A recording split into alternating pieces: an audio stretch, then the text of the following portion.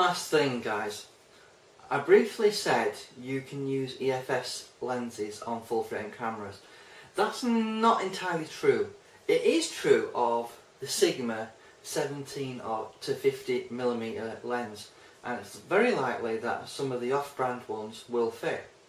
The only problem you might experience will be a black ring around the image, basically, so you'll have to crop in.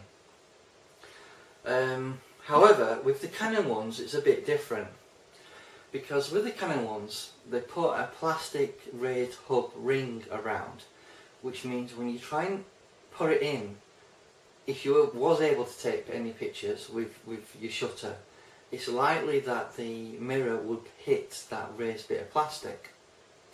However, when you try and put that in, it's likely that you'll dislodge the focus screen. Now, if you don't know what that is, basically it's something that is a piece of plastic that goes just underneath the actual prism. So when you're looking through the viewfinder, it goes through the focus filter and then hits the mirror.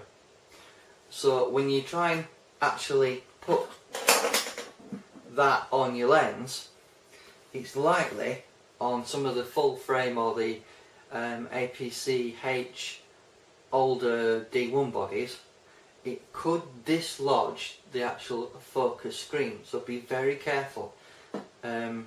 If you're wondering how to put it back in, if you're really careful with the focus screen, a little glass tray will drop down.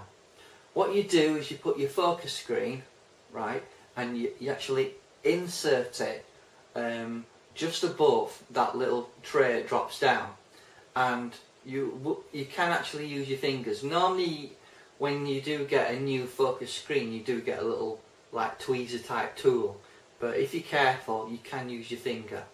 And I just wanted to make that clear that sometimes there is an issue with using some of the Canon EFS lenses.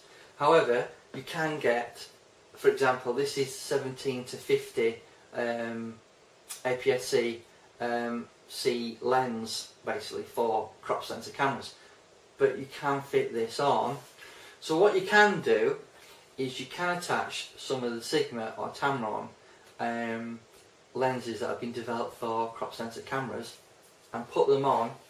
Now this is the actual 1D Mark III APS-C-H cameras. Now these were developed for sports and wildlife people, because basically full frame sensors were too expensive to actually make.